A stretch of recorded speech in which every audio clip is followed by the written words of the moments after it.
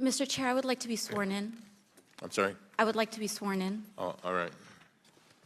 We usually don't require a swearing in, but you want to be sworn in? Fine. Yes. All right. Okay.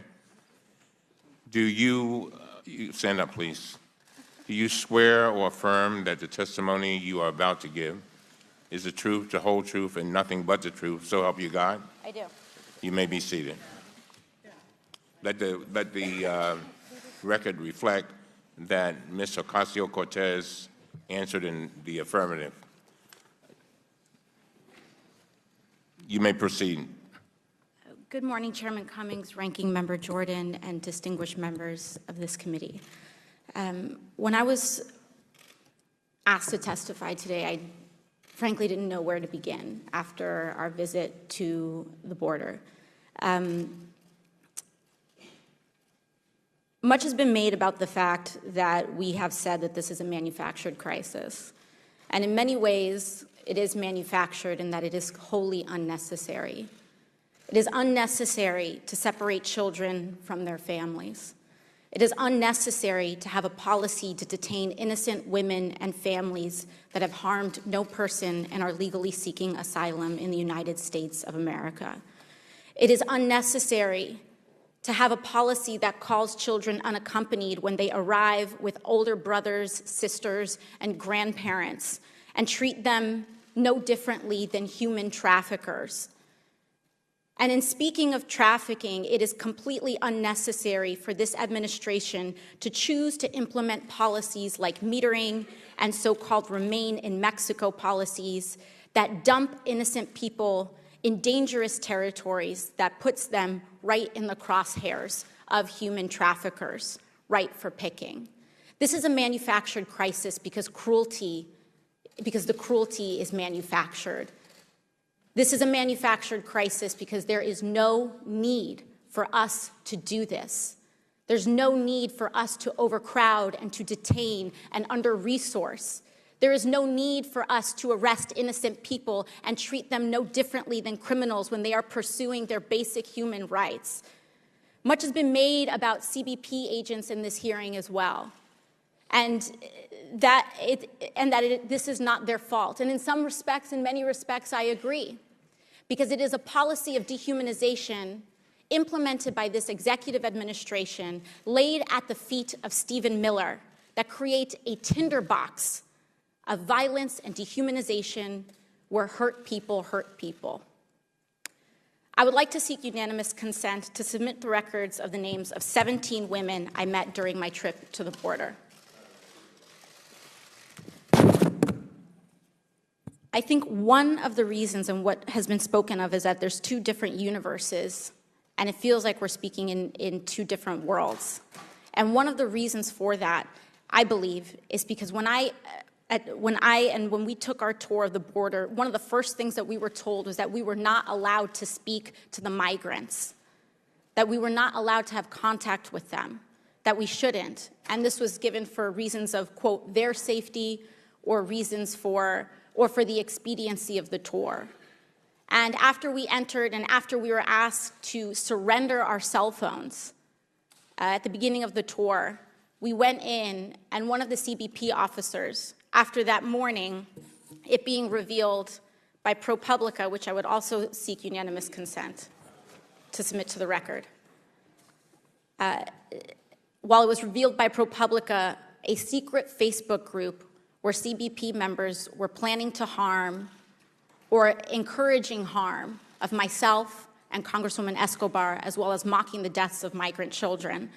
Into that environment, we walked into this facility. We were asked to surrender our phones and be guarded by the people without a guarantee that no one there was in that Facebook group. We went in, and one of the officers attempted to sneak a photograph of myself and other congressional members. And at that point, we asked to enter one of the cells. We were allowed to speak to the women, and these are the women that we spoke to. It's their handwriting. And while we are being asked to speak only to officers, we are not getting the accounts of migrants, of their treatment, of what they are experiencing. And so when these women tell me that they were put into a cell and that their sink was not working, and we tested the sink ourselves, and the sink was not working, and they were told to drink out of a toilet bowl, I believed them. I believed these women. I believed the canker sores that I saw in their mouths because they were only allowed to be fed unnutritious food. I believed them when they said they were sleeping on concrete floors for 2 months. I believed them. And what was worse about this, Mr. Chairman, was the fact that there were American flags hanging all over these facilities, that children were being separated from their parents in front of an American flag, that women were being called these names under an American flag. This is AOC testifying after visiting migrant detention facilities in Texas. She responded first and foremost to Republican claims that the entire situation on the southern border is a manufactured crisis, that it's only a crisis because Democrats want it to be a crisis. And they could have perhaps had plausible deniability if it wasn't for photographic evidence that showed unlivable conditions and overcrowding at these facilities. If it wasn't for the fact that there have been at least 7 migrants who have died in CBP custody. If it wasn't for the fact that lawmakers have gone to these facilities in person and reported on the conditions. Which brings me to this point. AOC goes so far as to be sworn in, a move that Republicans were quick to deride, suggesting that she did so for dramatic effect. But AOC explained on Twitter that the GOP has alleged that she's lying about the accounts of migrant women at the border, particularly about the fact that they were told to drink out of a toilet bowl. In other words, it's not enough that there's proof that migrants are dying from the conditions they're in. It's not even enough that members of Congress are witnessing it firsthand. So AOC had to voluntarily swear under oath to convince Republicans that she was telling the truth. And while the last 2 years have shown that for those on the right, a sworn testimony doesn't count for much, for some people it still does. Now, the point we're hearing over and over by conservatives is that these migrants are illegal and that we shouldn't have to pay a dime to give them any semblance of livable conditions. But here's why that's wrong. It is legal to claim asylum in the United States. Period. They'll conflate the term illegal, which is just another way of saying undocumented, with the idea that they've actually done something illegal, which they haven't. According to our immigration laws, these migrants have the right to claim asylum. Whether that claim is approved is up to the courts, but until that decision is reached, they're in compliance with our laws. What that doesn't mean then is that they should be subjected to inhumane conditions, that their lives should be put in jeopardy when all they're trying to do is escape danger. Our immigration policy exists to keep those people safe, not to punish them for trying to survive. Now, Republicans cry out that our policy facilitates human trafficking, but as AOC said, forcing them to stay in Mexico in dangerous areas or subjecting them to metering also facilitates human trafficking, only without any of the humanitarian protections that the US immigration system should be able to provide. And honestly, when it comes to trafficking, given Republicans' completely muted response to Alexander Acosta's plea deal for just that, shows that when it's not theoretical, when it's not just a GOP talking point to fearmonger about brown people, they don't actually care about trafficking. So the point of all of this is twofold. First, to acknowledge the atrocities that are occurring on our southern border, to admit that this is wrong regardless of political party. Sending children to bed on concrete floors is wrong. Withholding soap and toothpaste is wrong. Tearing children from their parents is wrong.